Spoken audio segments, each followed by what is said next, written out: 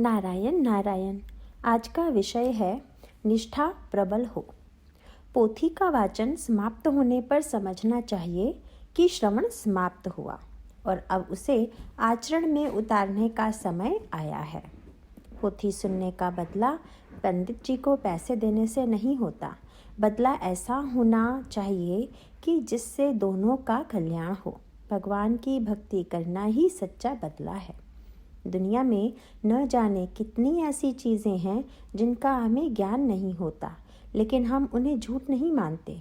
हम अपने अल्प ज्ञान का अभिमान करते हैं, यह हम भूल करते हैं।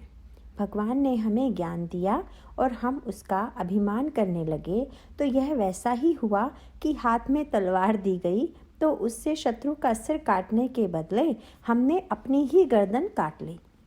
जिस विद्या से हमें अपना हित समझ में नहीं आता वह विद्या नहीं है, अपितु अविद्या ही है। जो सच नहीं है वह सच लगे, यह अज्ञान ही है। इसलिए अविद्या और अज्ञान दोनों समान ही हैं। परमात्मा के स्वरूप में हम जो शंका करते हैं यह हमारा अज्ञान ही है। भगवान हमें हमारे कार्यों को देखते हैं, इसका भान होना ही ज्ञान है। हर एक मनुष्य को अपनी आजीविका के लिए जितना आवश्यक होता है उतना भगवान देता ही है। अतः जितना हमें मिला है उसमें संतोष मानना चाहिए। जिसका संतोष भगवान पर निर्भर है उसका संतोष सदा के लिए बना रहेगा। अपनी निष्ठा इतनी बलवान हो कि जिससे हमारा संतोष दृढ़ रहेगा।